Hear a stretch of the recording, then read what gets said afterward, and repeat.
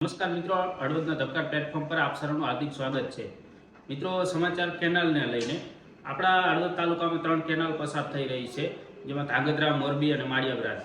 આ કેનાલો છે જે ગઈકાલે એટલે કે 15 માર્ચ સુધી ચાલુ રહેવાની આપણે જાહેરાતો જોઈ હતી, પરંતુ વચમાં જે જળ સંપત્તિ વિભાગે 4-5 દી પહેલા જાહેરાત કરી 30 એપ્રિલ સુધી કેનાલો ચાલુ રહેશે, તેને લઈને ખેડૂતો ગોટાળે ચડ્યા કે ખરેખર 15 માર્ચ સુધી ચાલુ રહેવાની વાત હતી કે આ 30 સુધી વાવેતર કરવું કે ન કરવું.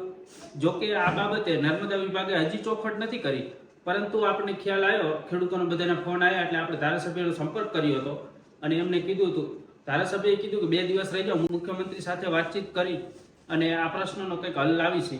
અને આજે સોમવારે એમને કહ્યું હતું, એટલે સાંજે અમારે વાત થઈ એટલે એમને કીધું છે કે 30 એપ્રિલ સુધી કેનાલ છે જે ચાલુ રહેવાની છે.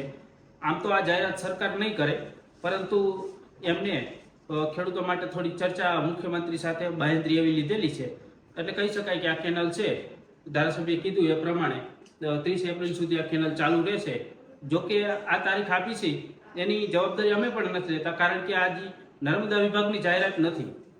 એટલે જોકે ખેડૂતોને આ કેનાલ ચાલુ રહે તો વાવેતર કરવું છે એવું ઘણા બધા ખેડૂત કહી રહ્યા હતા, અને ઘણા બધા ખેડૂતોએ વાવેતર કરી પણ નાખ્યું છે.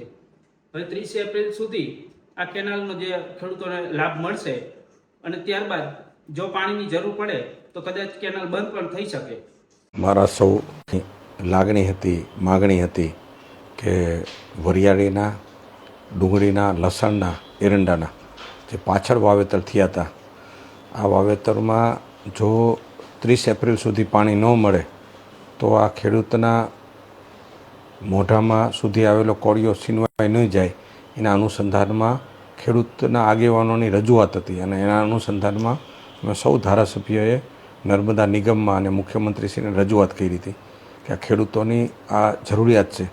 અને એના અનુસંધાનમાં માનનીય મુખ્યમંત્રીશ્રી અને નર્મદા વિભાગે 30 એપ્રિલ સુધી, પહેલાં 15 માર્ચ સુધી કેનાલો ચાલુ રાખવાના હતા, પછી 30 માર્ચની રજૂઆત હતી, ને હવે 30 એપ્રિલ સુધી ખેડૂતોની રજૂઆત હતી. તો એને લક્ષ્યને ધ્યાનમાં રાખી અને જેની જરૂરિયાત હશે એ મુજબ 30 એપ્રિલ સુધી નર્મદાની કેનાલો ચાલુ રાખવાનું નર્મદાના અધિકારીઓએ અમને જણાવેલ છે. તો સૌ ખેડૂત મિત્રો પાણીનો જરૂરી ઉપયોગ કરે, પાણીનો બગાડ ન થાય, પાણીનો સદુપયોગ થાય છે, અને એ પ્રકારેનું સૌ આયોજન કરે અને તમારી ડિમાન્ડ મુજબ અધિકારીઓએ ચર્ચા કરી અને જરૂરી પાણી મંગાવજો. સૌને 30 એપ્રિલ સુધી પાણી મળી રહે એવી રીતે નર્મદા વિભાગ આયોજન કરી રહ્યું છે.